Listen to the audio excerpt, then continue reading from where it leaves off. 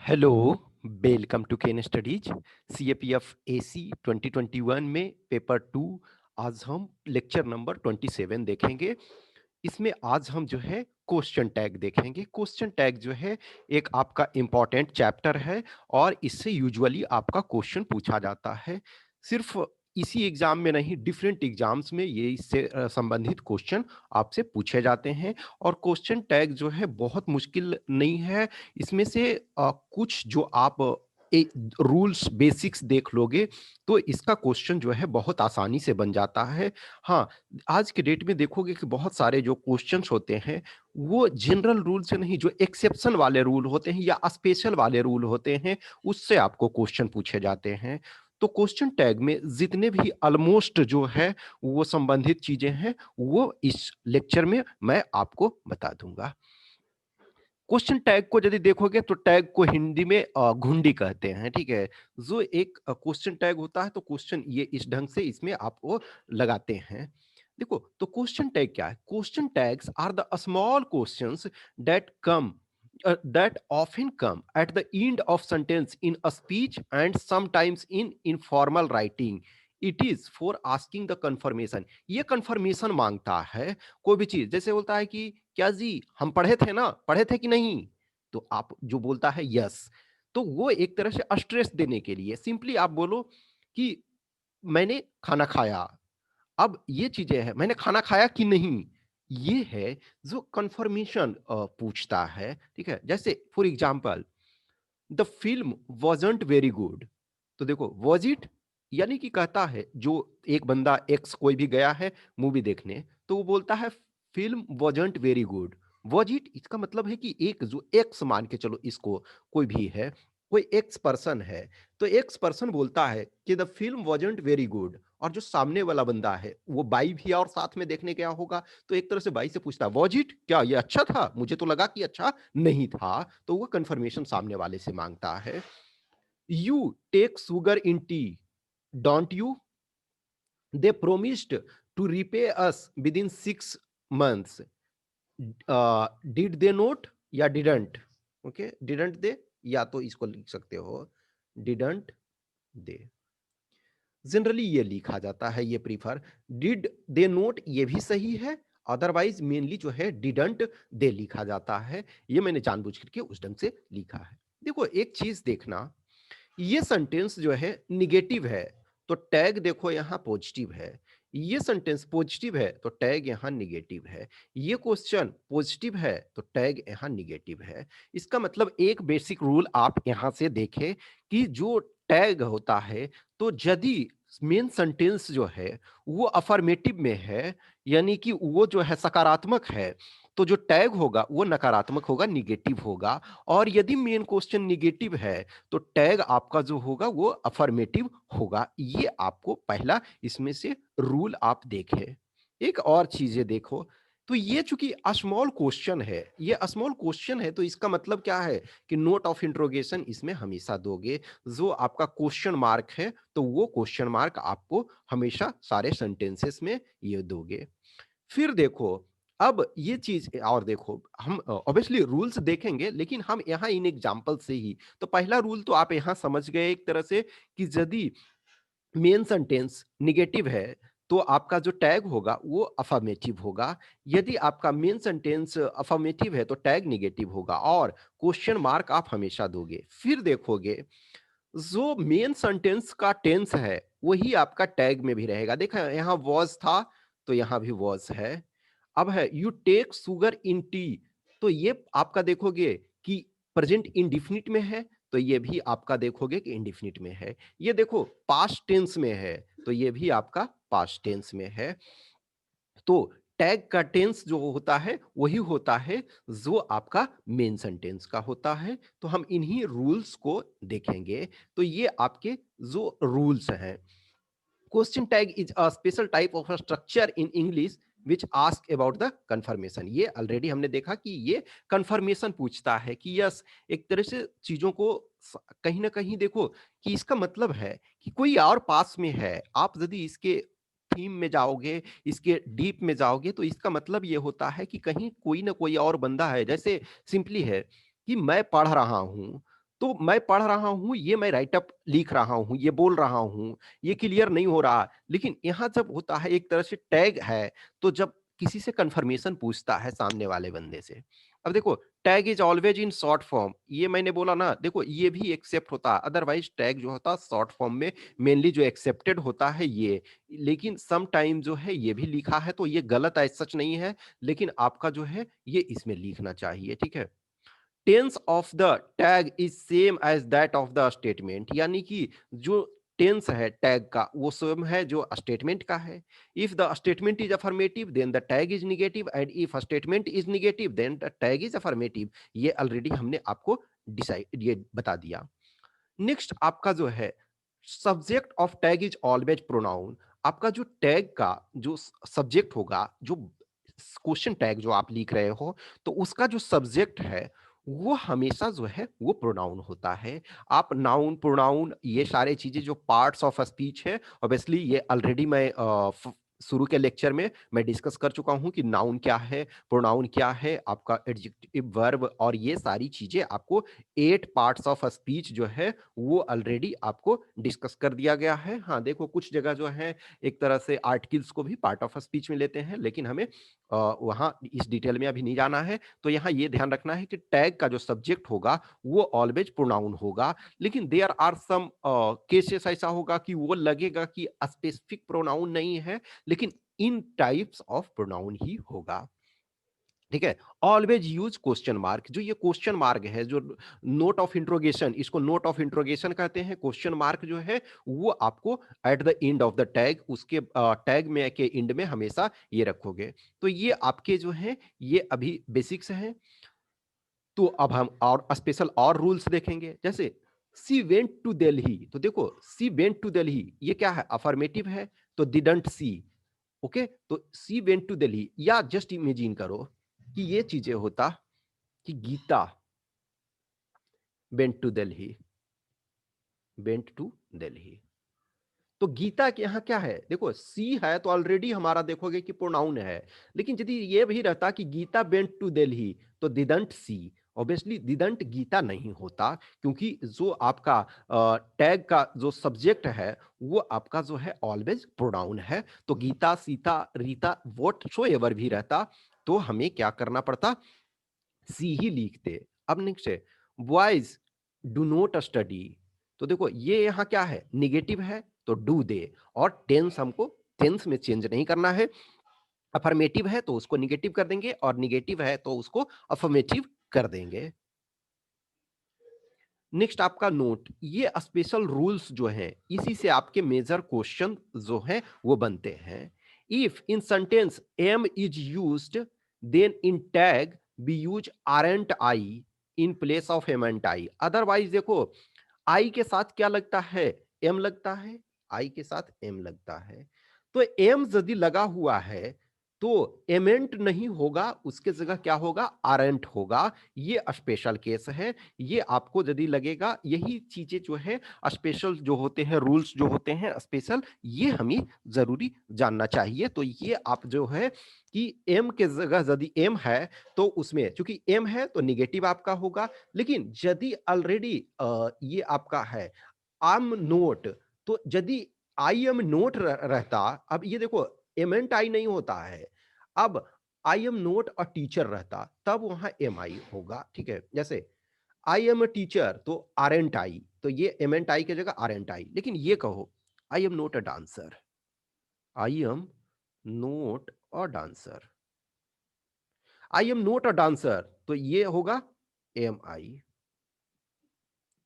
ये इसमें आर आई नहीं होगा, एम आई होगा। ठीक है, या I am note a dancer, मैं एक डांसर जो है नहीं हूं, तो एम आई होगा। ये आपको ध्यान रखना है। लेकिन यदि है कि आपका एम है लगा हुआ कि आई एम अ टीचर, तो आर एंट आई। ठीक है, नोट नंबर 2 आपका जो है, इन केस ऑफ सेल और will be use want in tag. यानी कि सेल और विल यदि लगा हुआ है तो उसके जगह जो है टैग में हम वांट यूज करेंगे। ठीक है, सेल नोट ये नहीं, वांट सिंपली यूज करेंगे। जैसे example, I shall go to Bangalore, मैं बैंगलोर जाऊंगा, तो वांट आई। ठीक है, she will write a letter, तो वॉन्ट सी। ये सारे में जो भी होगा वो शैल हो या विल हो, उसमें वॉन्ट लगेगा, और बाकी जो रूल है वो सेम है। जैसे वी विल डांस, तो won't we. She will not dance, तो विल सी। देखो अब ये यदि है सी विल नोट, यहां नोट यदि लगा हुआ है, अब I shall not study, I shall I shall not study, तो शैल आई होगा।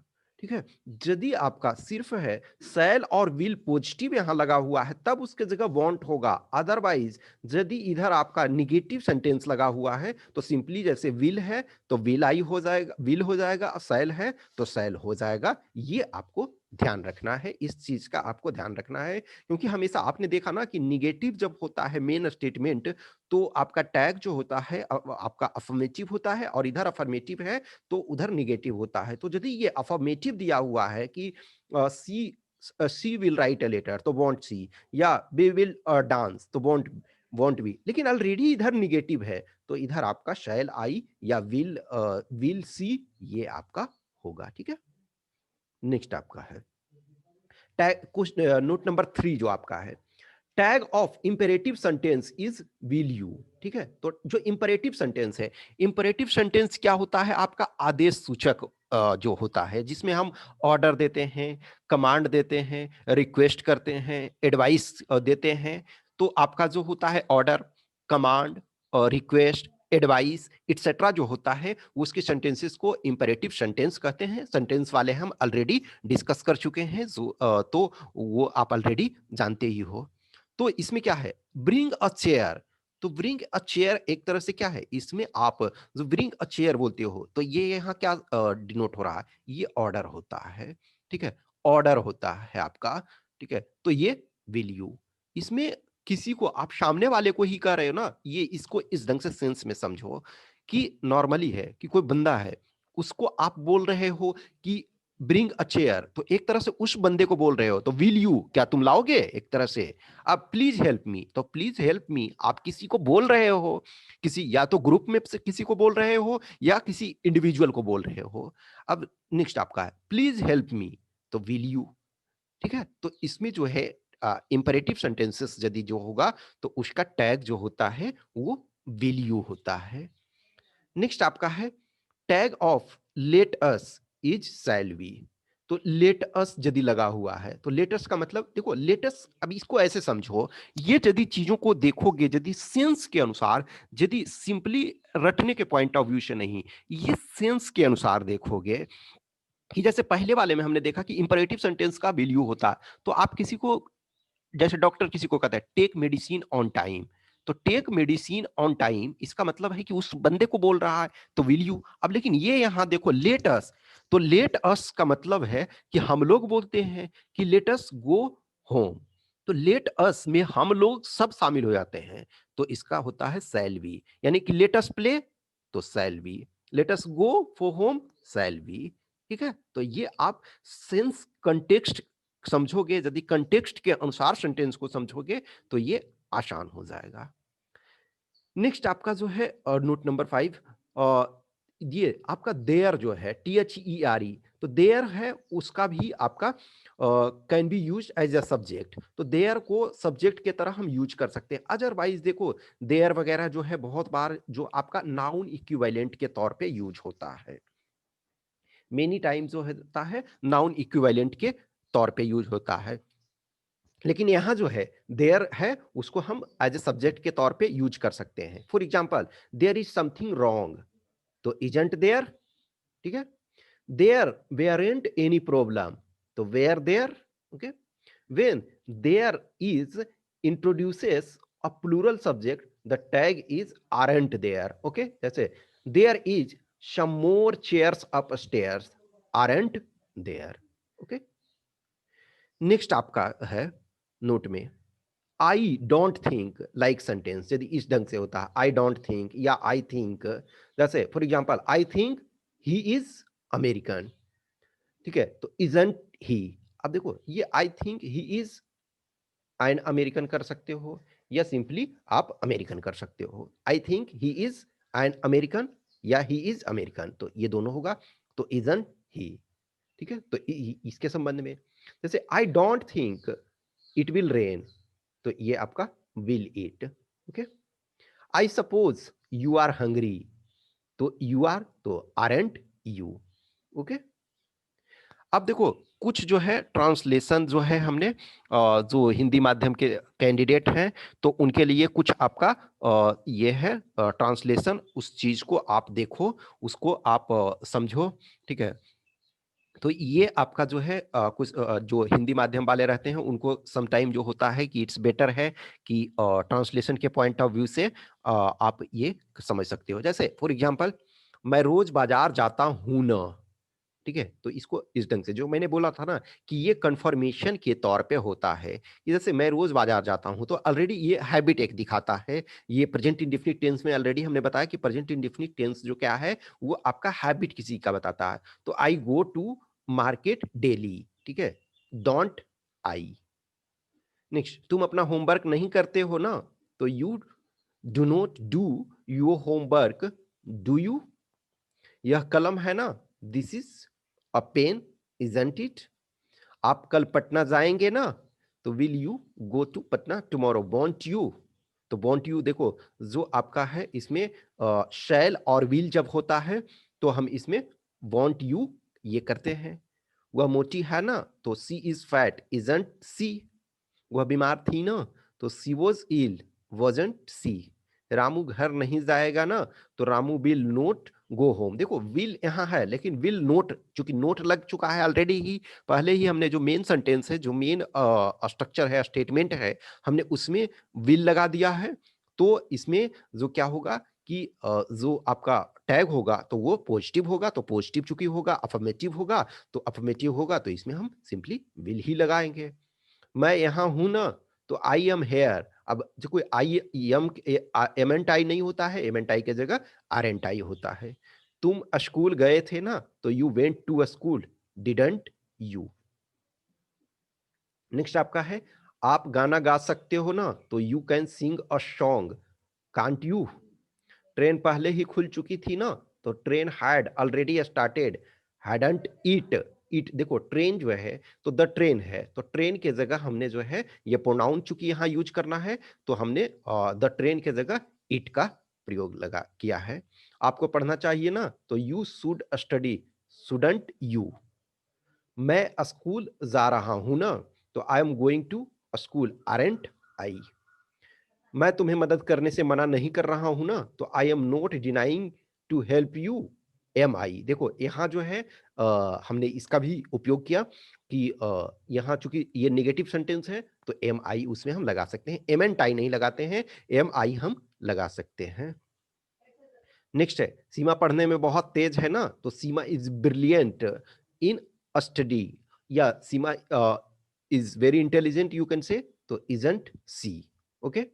तो ये आपका जो है क्वेश्चन टैग, इतना से ही आपसे क्वेश्चन पूछा जाता है।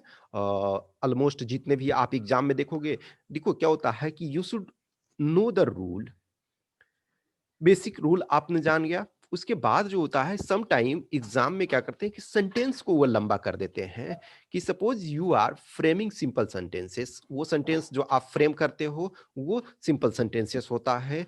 आपको लेकिन सम टाइम जो आपका क्वेश्चन में दे देता है, तो क्रक्स आपका जो है रूल सेम होता है, बेसिक रूल जो है वो आपका सेम होता है, लेकिन जो आपका मेन होता है कि वो रूल के बाद आप कुछ लंबा, जैसे कोई भी सेंटेंसेस, जैसे ऑब्जेक्ट के बारे में जब हमने आपको वर्ब हम पढ़ा रहे थे, तो वर्ब वाले में हमने बताया ना कि ऑब्जेक्ट जो है मोर देन वन ऑब्जेक्ट हो सकता है। अब उस ऑब्जेक्ट को, कुछ ऑब्जेक्ट जो होते हैं डायरेक्ट ऑब्जेक्ट होते हैं, कुछ ऑब्जेक्ट जो होते हैं इनडायरेक्ट ऑब्जेक्ट होते हैं, तो अब उसमें से कुछ हम एक्स्ट्रा लगाना पड़ता है। वो एक्स्ट्रा करके आप जितना लंबा फ्रेम कर सकते हो, जैसे बहुत सारे आप जो आइदर रीडिंग कम्प्रिहेंशन या फिर प्रेसी राइटिंग वगैरह का आप देखते हो, तो वो रीडिंग कम्प्रिहेंशन या प्रेसी राइटिंग का जो होता है उसमें क्या होता है, वो सेंटेंस जो होता है कुछ कुछ जो वो फ्रेम करते हैं, जो स्ट्रक्चर करते हैं, वो काफी लंबा होता है, तो दैट वो उसको आपको समझना है।